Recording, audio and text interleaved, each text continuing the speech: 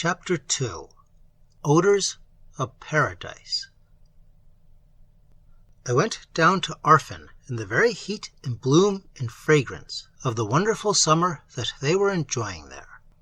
In London there was no such weather. It rather seemed as if the horror and fury of the war had mounted to the very skies and were there reigning. In the mornings the sun burnt down upon the city with a heat that scorched and consumed. But then the clouds, heavy and horrible, would roll together from all quarters of the heavens, and early in the afternoon air would darken, and a storm of thunder and lightning and a furious hissing rain would fall upon the streets. Indeed, the torment of the world was in the London weather. The city wore a terrible vesture. Within our hearts was dread. Without, we were clothed in black clouds and angry fire. It is certain that I cannot show in any words the utter peace of that Welsh coast to which I came. One sees, I think, in such a change, a figure of the passage from the disquiets and the fears of earth to the peace of paradise. A land that seemed to be in a holy, happy dream, a sea that changed all the while from olivine to emerald, from emerald to sapphire, from sapphire to amethyst, that washed in white foam at the bases of the firm grey rocks, and about the huge crimson bastions that hid the western bays and inlets of the waters. To this land I came, and to hollows that were purple and odorous with wild thyme, wonderful with many tiny exquisite flowers. There was benediction in centaury, pardon in eyebright, joy in lady's slipper.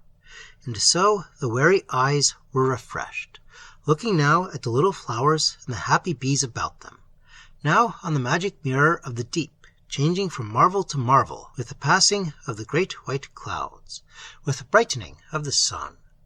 And the ears, torn with jangle and racket and idle empty noise, were soothed and comforted by the ineffable, unutterable, unceasing murmur, as the tides swam to and fro, uttering mighty, hollow voices in the caverns of the rocks.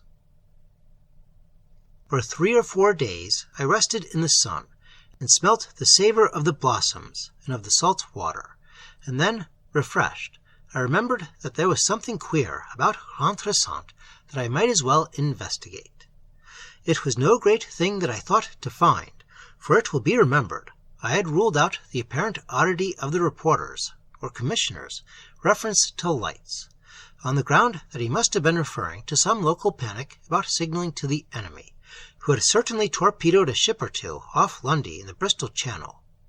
All that I had to go upon was the reference to the remarkable occurrences at some revival, and then that letter of Jackson's, which spoke of L'Entresant Church as reeking with incense, a wholly incredible and impossible state of things. Why, old Mr. Evans, the rector, looked upon coloured stoles as the very robe of Satan, and his angels as things dear to the heart of the Pope of Rome. But as to incense, as I have already familiarly observed, I knew better.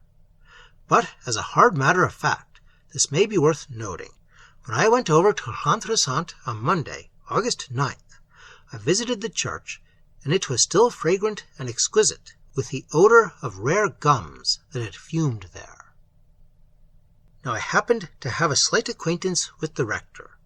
He was a most courteous and delightful old man, and on my last visit he had come across me in the churchyard as I was admiring the very fine Celtic cross that stands there.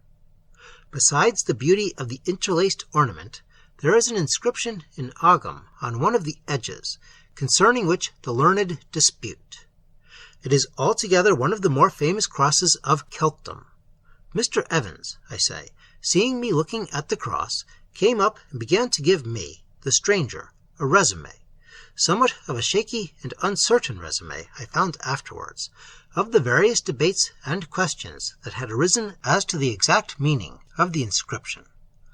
And I was amused to detect an evident but underlying belief of his own, that the supposed Ogham characters were, in fact, due to boys' mischief and weather and the passing of the ages. But then I happened to put a question as to the sort of stone which the cross was made, and the rector brightened amazingly. He began to talk geology, and, I think, demonstrated that the cross, or the material for it, must have been brought to Llantrisant from the southwest coast of Ireland.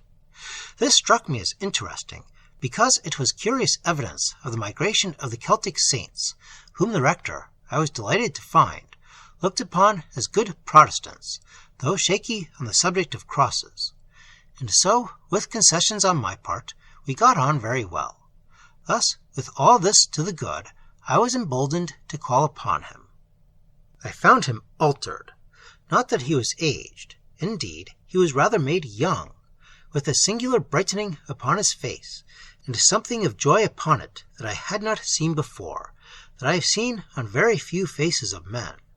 We talked of the war, of course, since that is not to be avoided, of the farming prospects of the country, of general things, till I ventured to remark that I had been in the church, and had been surprised to find it perfumed with incense. "You have made some alterations in the service since I was here last. You use incense now." The old man looked at me strangely, and hesitated. "No," he said, "there has been no change. I use no incense in the church. I should not venture to do so." "But," I was beginning, "the whole church is as if high mass had just been sung there, and—" He cut me short, and there was a certain grave solemnity in his manner that struck me almost with awe. "I know you are a railer," he said, and the phrase coming from this mild old gentleman astonished me unutterably. "You are a railer, and a bitter railer. I have read articles that you have written, and I know your contempt and your hatred for those you call Protestants in your derision. Though your grandfather, the vicar of Caerleon-on-Usk, called himself Protestant and was proud of it, and your great-grand-uncle Hezekiah, Ferrier Koch y Castleton, the Red Priest of Castletown, was a great man with the Methodists in his day, and the people flocked by their thousands when he administered the sacrament. I was born and brought up in Glamorganshire, and old men have wept as they told me of the weeping and contrition that there was when the Red Priest broke the bread and raised the cup. But you are a railer, and see nothing but the outside and the show. You are not worthy of this mystery that has been done here." I went out from his presence rebuked indeed, and justly rebuked, but rather amazed. It is curiously true that the Welsh are still one people, one family almost, in a manner that the English cannot understand, but I had never thought that this old clergyman would have known anything of my ancestry or their doings. And as for my articles and such like, I knew that the country clergy sometimes read, but I had fancied my pronouncements sufficiently obscure, even in London, much more in Arfin. But so it happened, and so I had no explanation from the rector of Llantrisant of the strange circumstance that his church was full of incense and odors of paradise. I went up and down the ways of Llantrisant wondering, and came to the harbour, which is a little place with little quays where some small coasting trade still lingers. A brigantine was at anchor here, and very lazily in the sunshine they were loading it with anthracite, for it is one of the oddities of Llantrisant that there is a small colliery in the heart of the wood on the hillside. I crossed a causeway which parts the outer harbour from the inner harbour, and settled down on a rocky beach hidden under a leafy hill. The tide was going out, and some small children were playing on the wet sand, while two ladies, their mothers I suppose, talked together as they sat comfortably on their rugs at a little distance from me. At first they talked of the war, and I made myself deaf, for of that talk one gets enough, and more than enough, in London. Then there was a period of silence, and the conversation had passed to quite a different topic when I caught the thread of it again. I was sitting on the farther side of a big rock, and I do not think that the two ladies had noticed my approach. However, though they spoke of strange things, they spoke of nothing which made it necessary for me to announce my presence.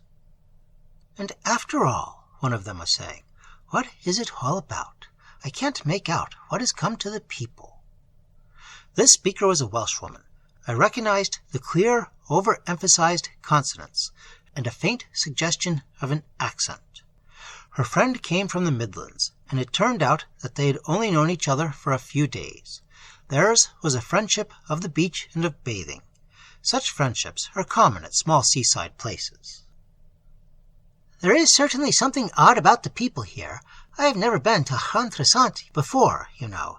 Indeed, this is the first time we've been in Wales for our holidays. And knowing nothing about the ways of the people, and not being accustomed to hear well spoken, I thought perhaps it must be my imagination. But you think there really is something a little queer." "I can tell you this, that I have been in two minds whether I should not write to my husband and ask him to take me and the children away. You know where I am at Mrs. Morgan's, and the Morgans' sitting-room is just the other side of the passage, and sometimes they leave the door open so that I can hear what they say quite plainly, and you see I understand the Welsh, though they don't know it, and I hear them saying the most alarming things." "What sort of things?" "Well, indeed, it sounds like some kind of religious service, but it's not Church of England, I know that. Old Morgan begins it, and the wife and children answer. Something like, 'Blessed be God for the messengers of paradise. Blessed be his name for paradise in the meat and in the drink. Thanksgiving for the old offering. Thanksgiving for the appearance of the old altar. Praise for the joy of the ancient garden. Praise for the return of those who have been long absent,' and all that sort of thing. It is nothing but madness." "Depend upon it," said the lady from the Midlands, "there's no real harm in it. They're Dissenters, some new sect, I dare say. You know some Dissenters are very queer in their ways." "All that is like no Dissenters that I have ever known in all my life whatever," replied the Welsh lady, somewhat vehemently, with a very distinct intonation of the land. "And have you heard them speak of the bright light that shone at midnight from the church?"